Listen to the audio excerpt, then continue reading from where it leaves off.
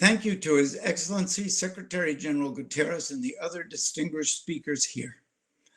I'm honored to be with you all on this World Oceans Day as we join together and celebrate our oceans.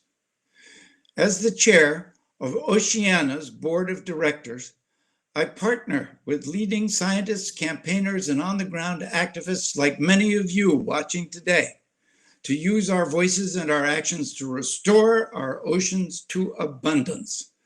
You are here now and acting now because you understand that action is what's needed now. Thank you for all that you do. We live in extraordinary times. We're called on for a lot, and we're kept very busy working on things that matter.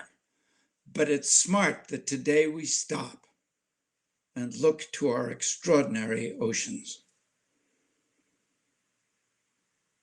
We live on the blue planet.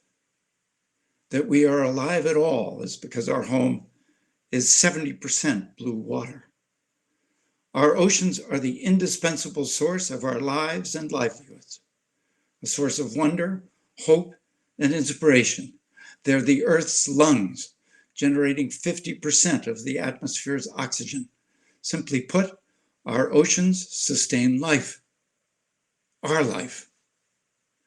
3 billion of us and more depend on oceans for our livelihoods. Around the world, women and men wake before dawn to bravely venture out into the blue expanse to provide for their families, to put food on their tables. Today, fish help ensure that more than 10% of us on this planet don't go to bed hungry. And if we implement science-based policies that restore ocean abundance, fish can help to feed the additional 690 million people who are going hungry now. But the oceans fool us. Until our beaches are covered in oil or plastic waste, until the fish we depend upon disappear from our tables, until the vibrant corals that inform the development of a great many vaccines and medications pass away, the ocean's beautiful surface can fool us into thinking everything's fine. For too long, we have taken our extraordinary oceans for granted. We put our oceans through a lot, and we do so at our own expense. This World Oceans Day, let's promise one another to keep alive the extraordinary hope and resolve it takes to make a difference, to restore ocean life, the life of our planet, and to safeguard the livelihoods and well-being of our neighbors. An abundant ocean is a healthier and more biodiverse ocean. And by increasing ocean abundance, we can help feed 1 billion people a healthy seafood meal every day, forever. This is why we at Oceana believe that to help feed the world, we must save the oceans. By encouraging our leaders to implement science-based policies, we can protect and restore our oceans. All of us together can do this. And here and there, we are doing it.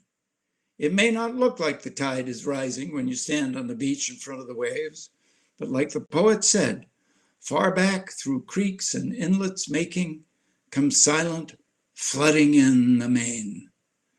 Only we haven't been silent. We have long since begun to act.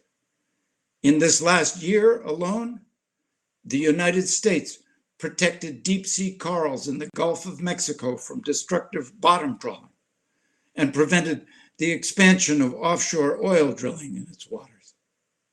Belize joined Peru, the European Union, and others in taking action to stop the flow of plastic pollution. The Philippines issued new rules to help crack down on illegal fishing. And right now, a coalition of organizations are closer than ever before to convincing world leaders to stop subsidies that fund overfishing. Today, I invite you to join me in celebrating our extraordinary oceans by making a commitment to protect them. Together, we can save our oceans, our life, and our livelihoods. Thank you.